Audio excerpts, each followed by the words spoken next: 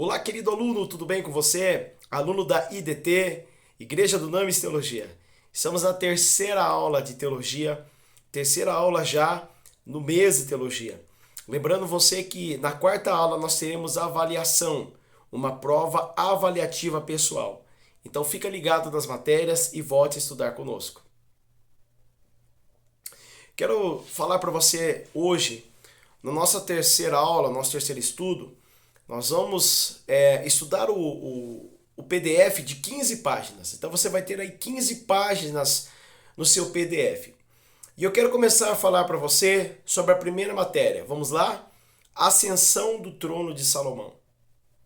A ascensão do trono de Salomão, nós entendemos que quando Salomão vai assumir o trono, Davi vai passar o legado para o seu filho Salomão. O direito do trono de Salomão é tentado tirar pelo seu irmão Adonias, o seu irmão mais velho, que tenta corromper Salomão do trono. Adonias levanta súditos servos, empregados de Davi, para proclamá-lo como rei no lugar de Salomão.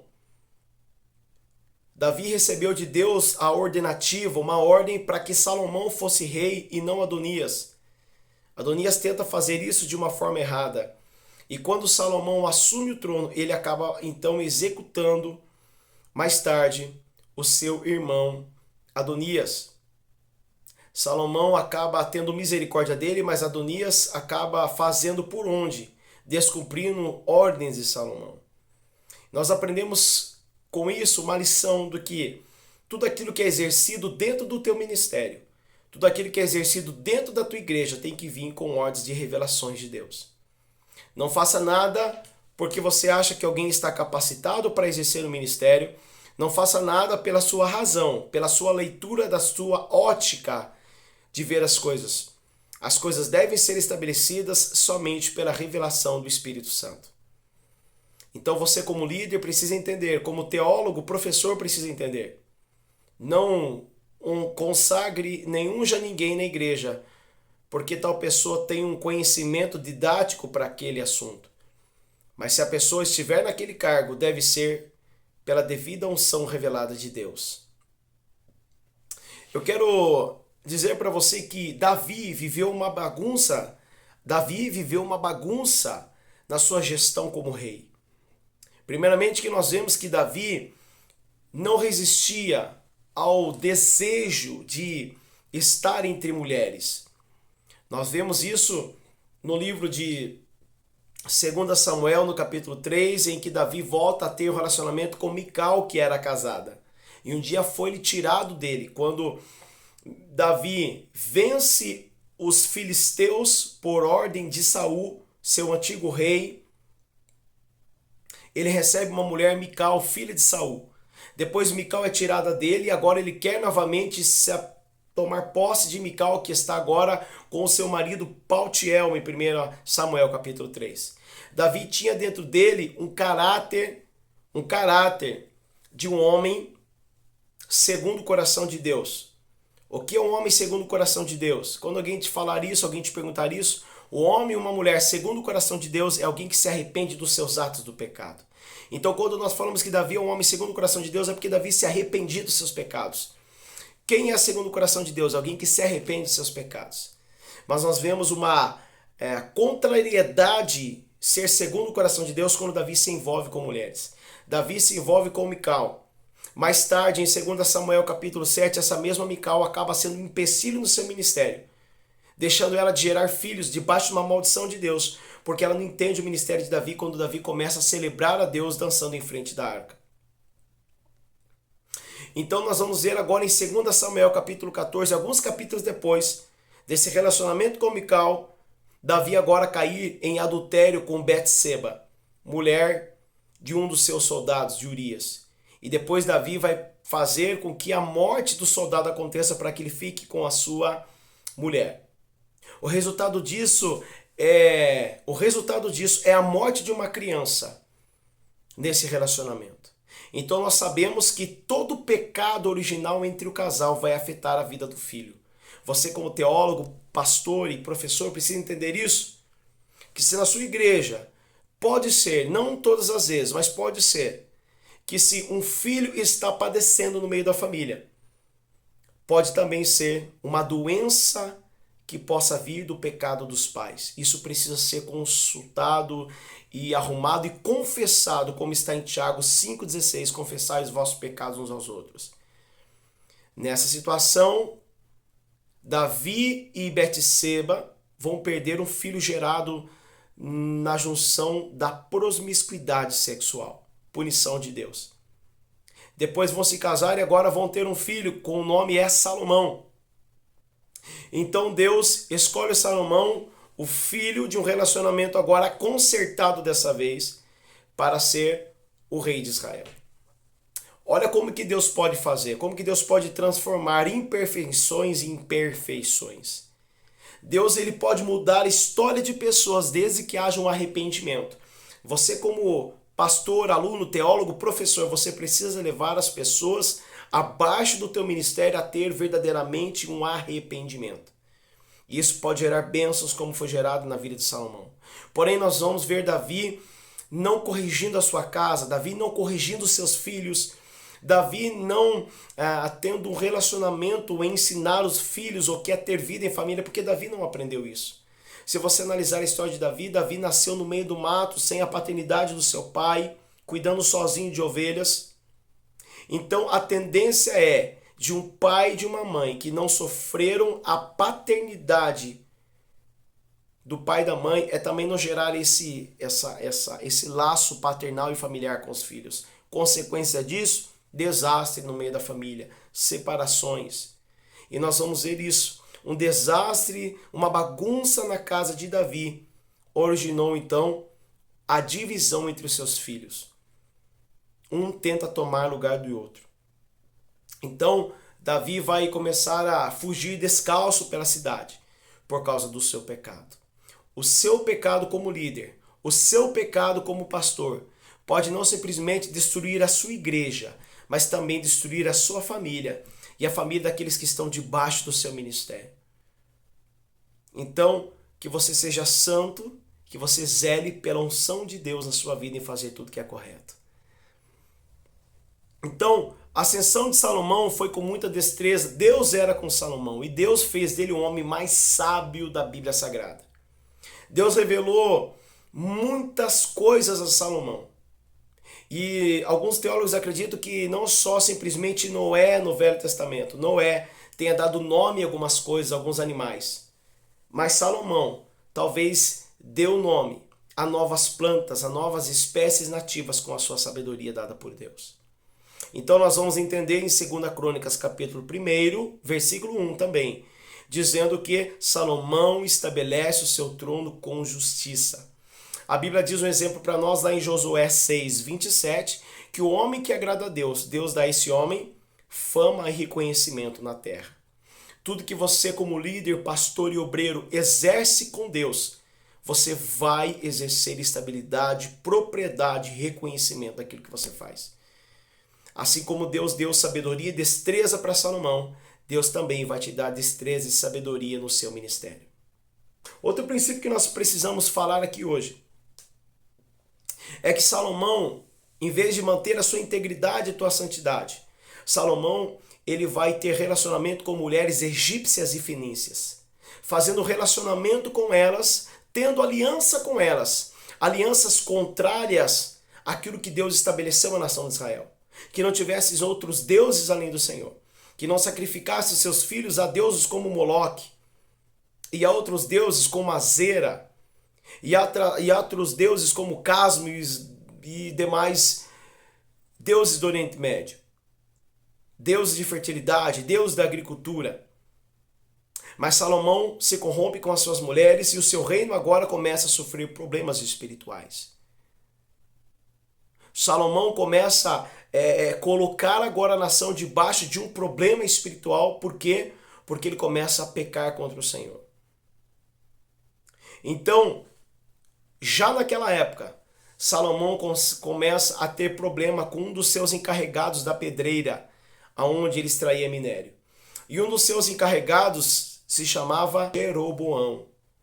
Um dos seus encarregados da mineração de pedreira, onde eram extraídas pedras para o reino de Salomão. Então,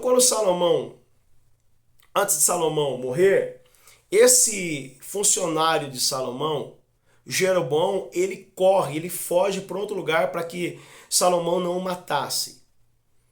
Mas a permissão dessa divisão no coração de Jeroboão em não obedecer a Salomão já vinha de Deus.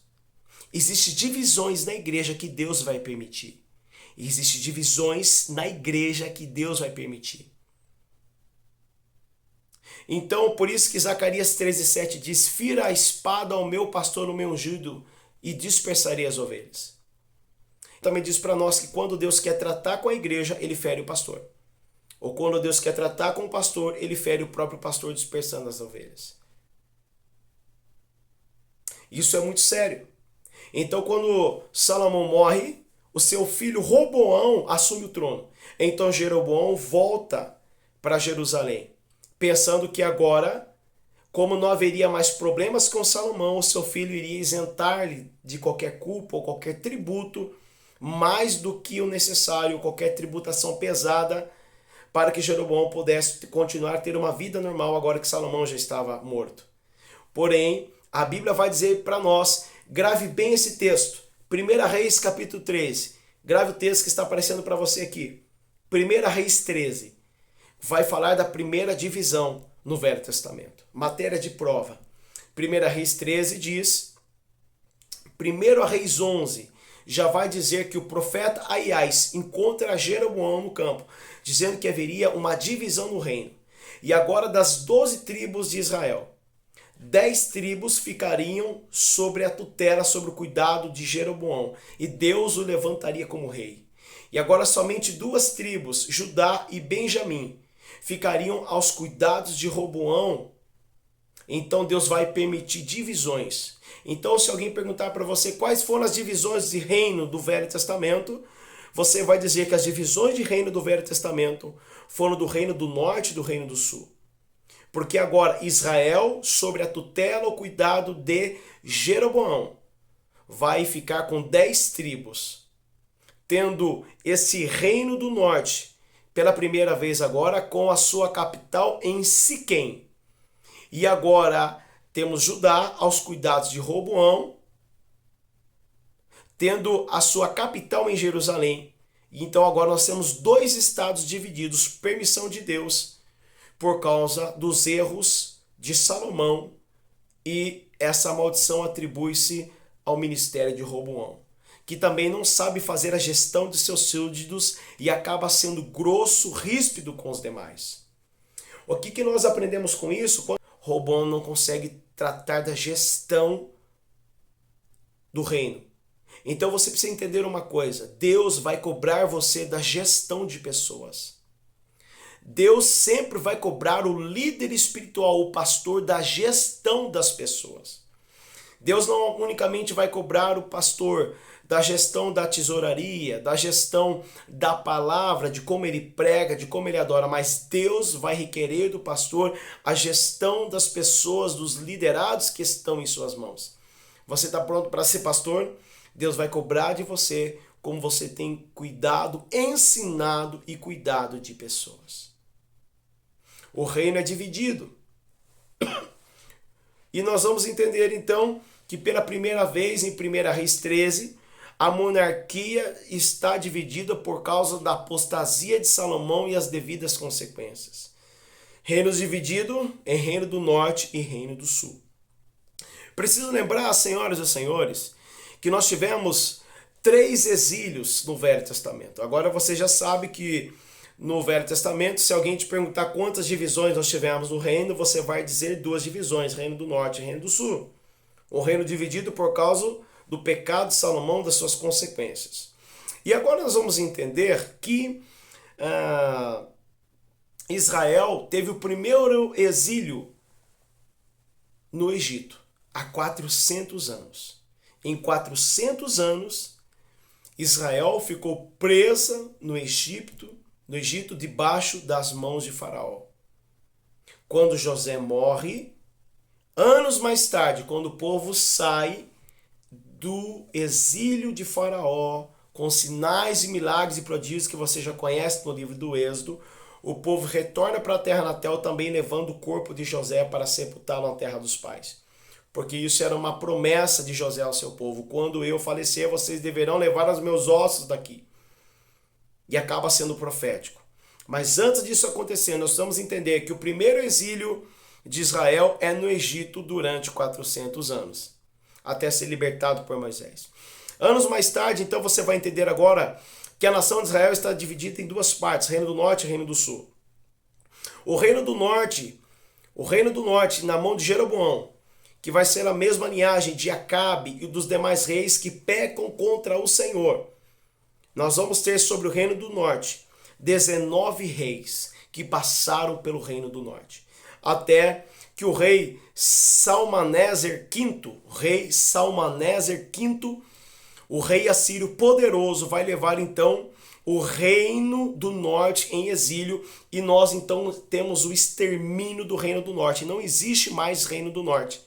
O Reino do Norte é exterminado por Jeú e os demais profetas, a espada, Acabe, entre outros reis, como Atalia, são exterminados por ordem de Deus. E o primeiro rei que assume o exílio levando Israel ao exílio do norte, então, é Salmaneser V. Acabou o Reino do Norte. Então fica apenas o Reino do Sul, o reino original de Davi, o reino que descendia de Davi, porque Deus fez uma promessa a Davi e a Salomão.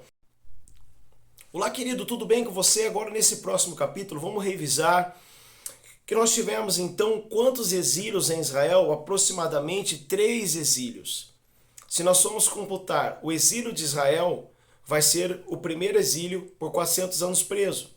Se nós formos computar agora o segundo exílio de Salmaneser, dos assírios sobre a nação de Israel, a nação dividida, seria o segundo exílio.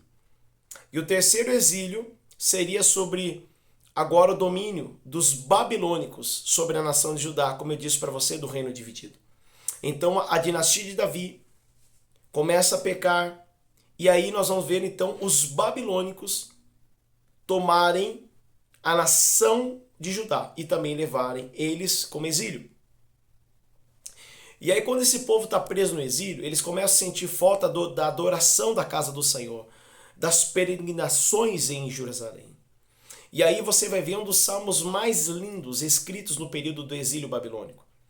Um dos salmos é Salmos 137, onde a nação de Israel clama e diz: saudade nós temos da época que as nossas harpas e os nossos líricos tocavam ao Senhor. E agora as nossas harpas estão penduradas e não há quem entoie uma canção ao Senhor.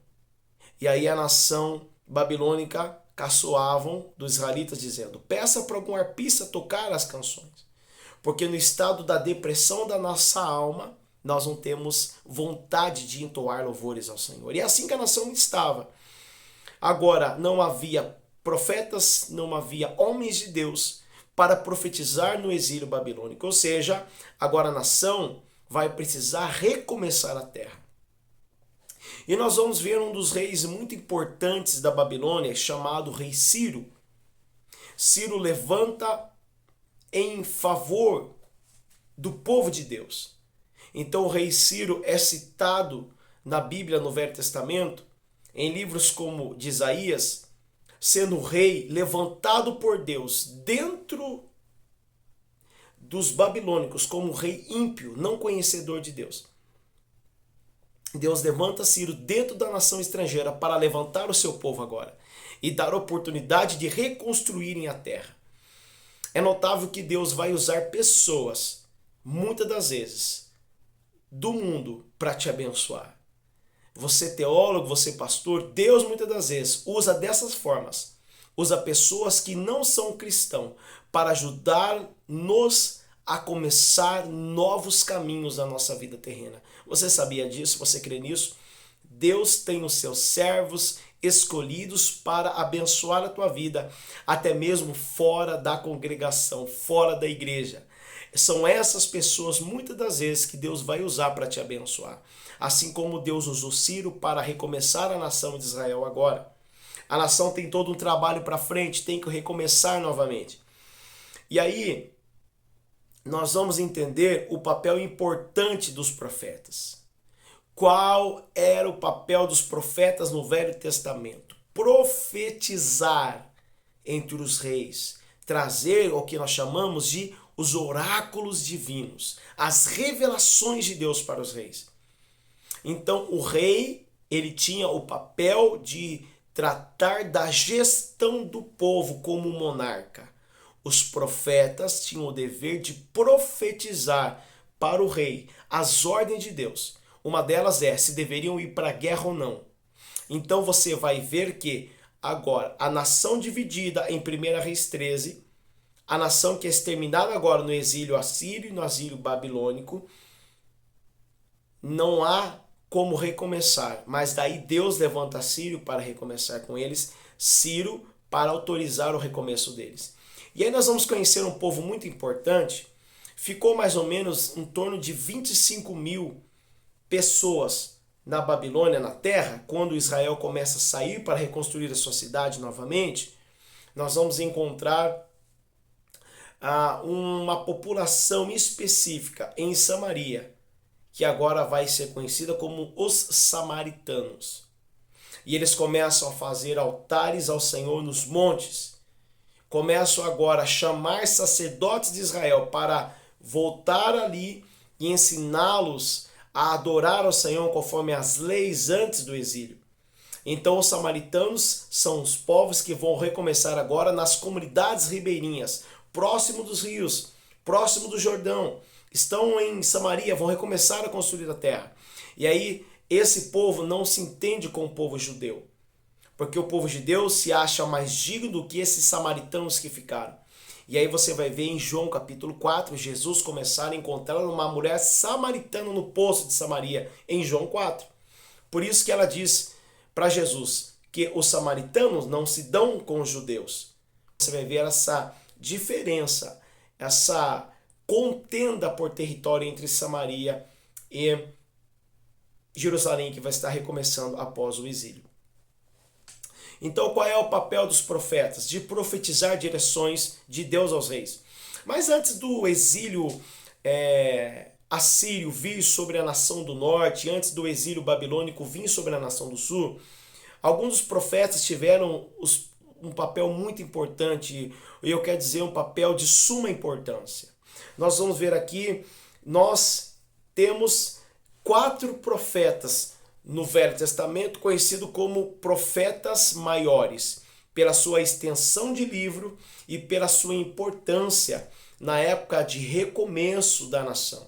Nós vamos ter 4 profetas maiores, isso é matéria de prova. Me cita aí 4 profetas maiores do Velho Testamento. Quais são os 4 profetas maiores? Isaías, Jeremias, Ezequiel e Daniel. Não é fácil, não é difícil você decorar, é fácil sim. Você vai entender que Jeremias e você vai entender que Ezequiel e Daniel são contemporâneos. Veja bem, são 4 profetas. 2 deles, Daniel e Ezequiel, são contemporâneos, quase da mesma época.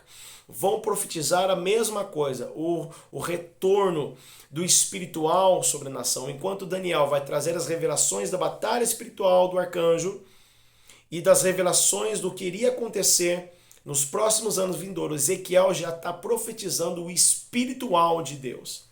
Então Daniel ele revela o espiritual do reino e Ezequiel profetiza o espiritual da nação. Ezequiel acaba sendo mais espiritual do que Daniel.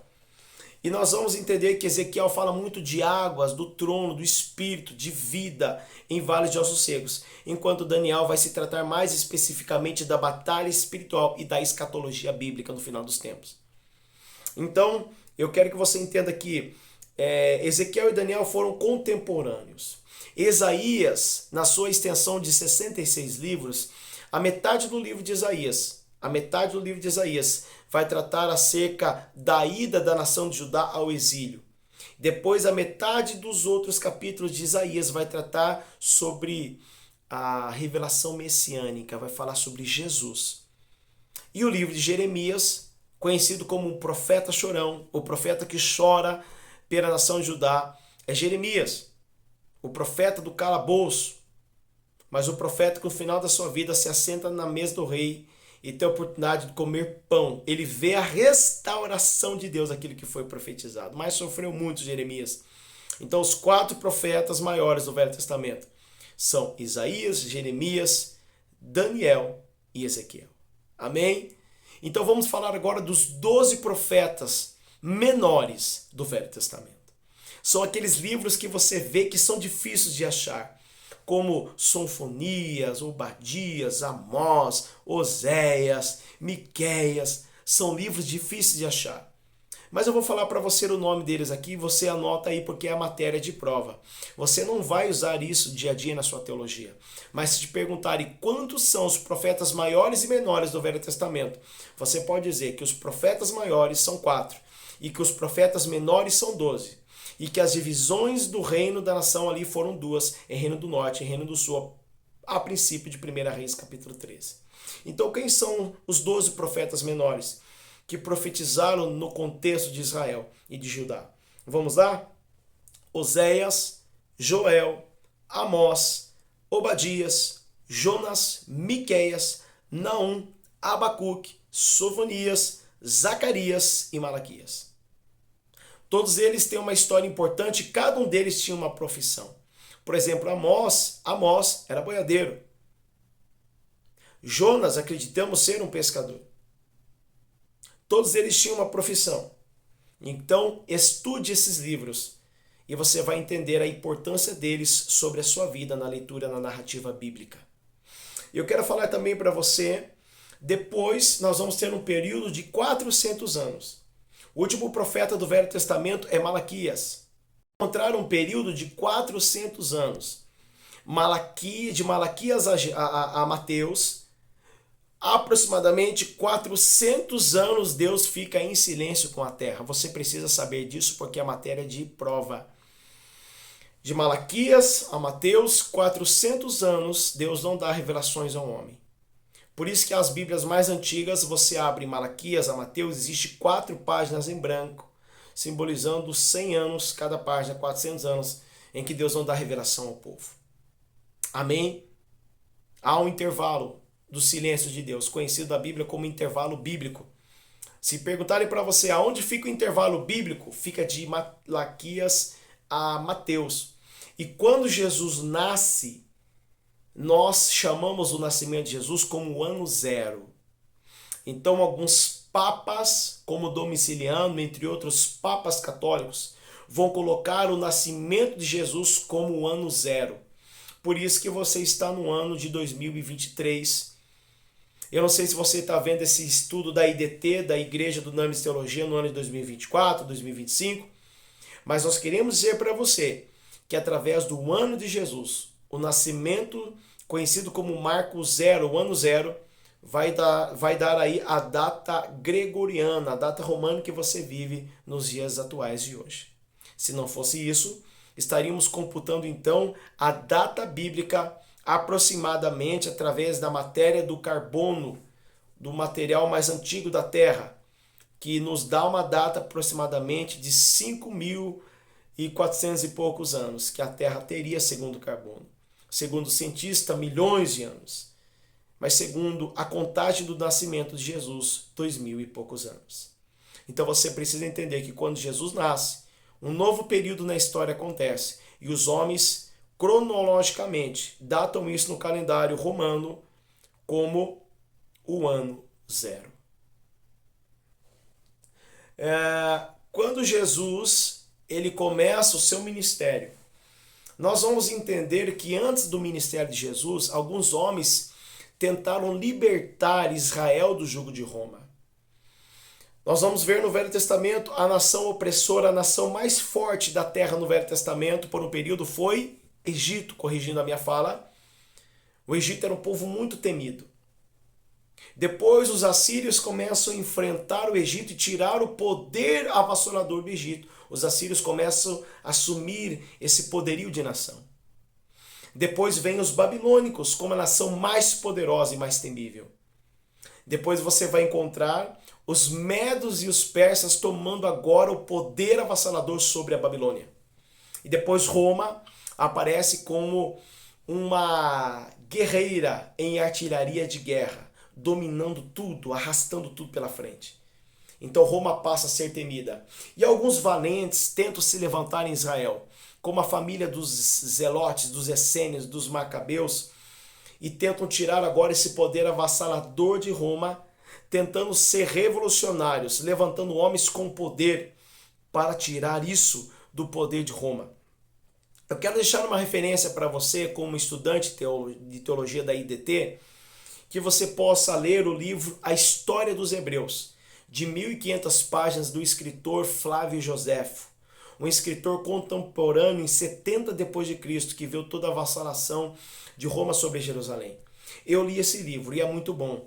E ele vai dar detalhes do Velho Testamento até o Novo Testamento. Ele vai dar detalhes de histórias extras bíblicas, informações em Israel que estão além da Bíblia. Informações importantíssimas que vão falar também sobre esses homens que tentaram ser revolucionários, tentando tirar Israel da mão opressora de Roma, mas não conseguiram. Alguns foram decapitados, foram queimados, foram crucificados como heróis pelo seu povo.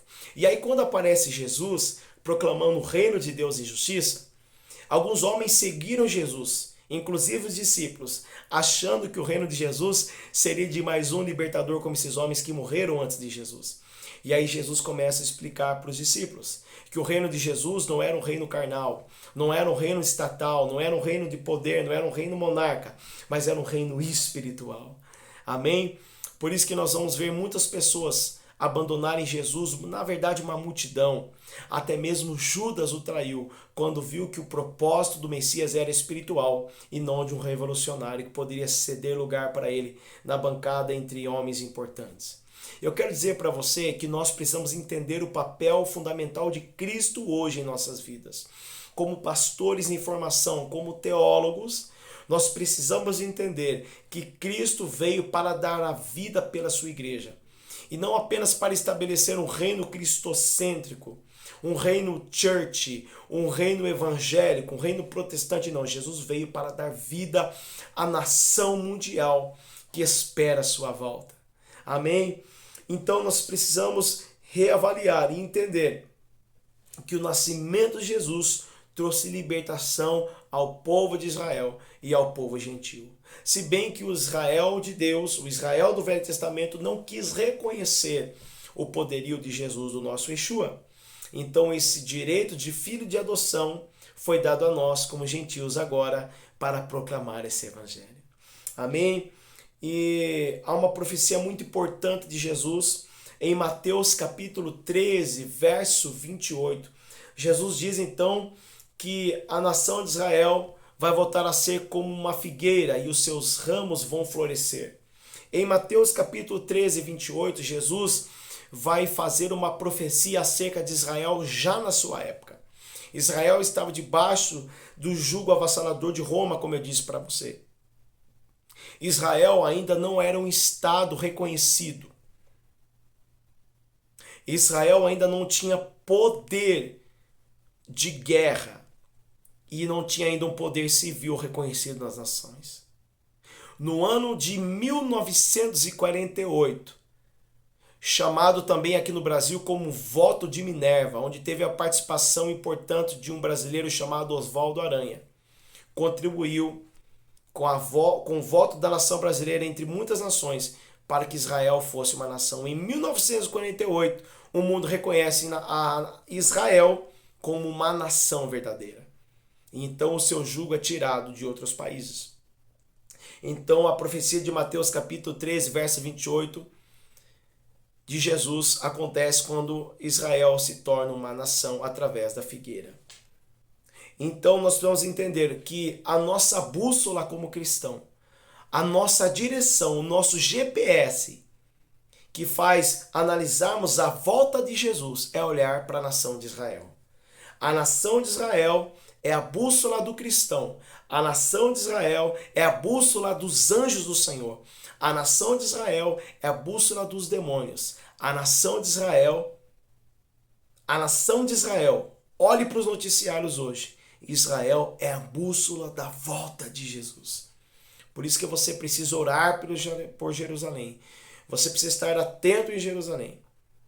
E quando houver paz em Jerusalém, e quando disserem a paz em Jerusalém, a paz no mundo, Jesus volta a buscar a sua igreja. Então Jerusalém, desde a época de Jesus, em Mateus capítulo 13, versículo 28, Jesus fala da parábola da figueira, é cumprida em 1948, a nação de Israel, nos dias de hoje, acaba sendo um promissor, algo muito importante para nos avisar sobre a volta do nosso Messias Jesus. Agora, a última parte da matéria vai falar para nós, mudando agora para o próximo tema, que nós entendemos que nós temos 15 páginas na terceira aula de teologia. Ele vai falar para nós sobre a necessidade de uma escola bíblica na sua igreja. Queridos, algumas igrejas trabalham com a escola sabatina, a escola onde a Bíblia ela é lida e estudada num conjunto de sábado pela manhã, onde livros por classes e divisão de idades são passadas aos membros para que se estudem a palavra de Deus com clareza, conforme a direção do ministério para aquele ano, para aquele trimestre ou para aquele semestre. Então eles distribuem livros da denominação na escola sabatina. Algumas igrejas mais tradicionais também trabalham com a escola bíblica dominical aos domingos de manhã, fazendo estudos trimestrais ou semestrais ou anuais acerca de temas revelados pelo Espírito Santo. Isso é muito importante para a sua igreja. Existem igrejas que trabalham sim ainda com a escola sabatina, com a escola dominical. Algumas igrejas, como comunidades evangélicas, não têm o costume, pelos domingos de manhã, de trabalhar com ensinamentos dominicais ou sabatinos, mas investem em teologia, investem em cursos na igreja, para que o povo não peque por falta de conhecer a Escritura.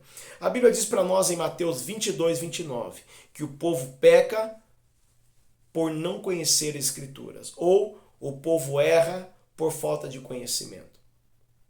Oséias 4,6 também vai dizer que o povo padece por falta de conhecimento. Sabe, a igreja onde você congrega precisa ter um estudo sistemático da palavra de Deus. A igreja onde você congrega precisa ter teologia ou ensinamento da palavra. Você como pastor, você como professor de teologia, é de suma importância você pegar os seus livros e aplicar um ensino didático na tua igreja sobre a Escritura Sagrada para que o teu povo tenha conhecimento e não fique longe da Sagrada Escritura.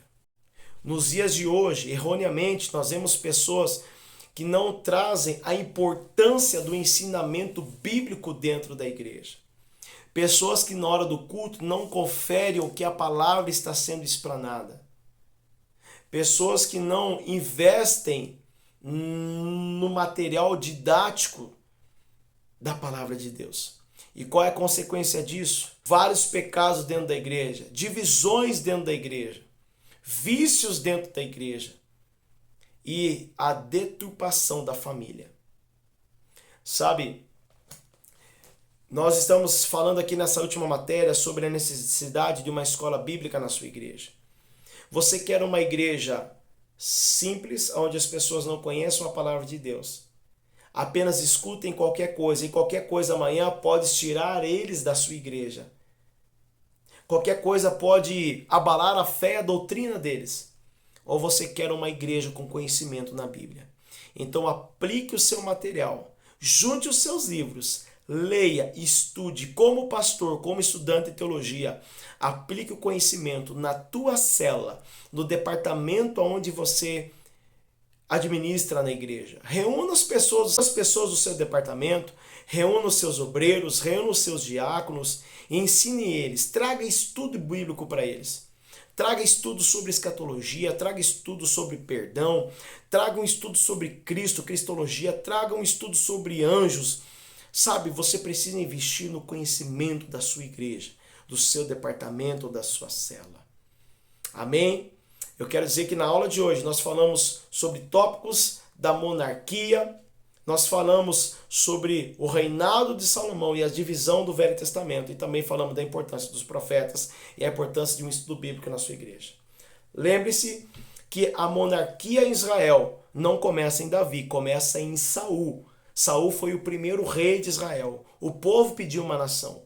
Samuel era juiz e libertador, mas o povo quis uma nação. No livro de Juízes, quando você entende que Deus levantou 12 ou 13 juízes para libertar a nação todas as vezes que eles pecavam, aparece Samuel julgando o povo.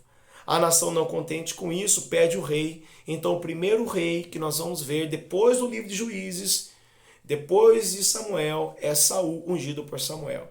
O primeiro rei. Depois nós temos Davi e os demais reis, que o reino seja dividido no período de Salomão. Você conseguiu entender?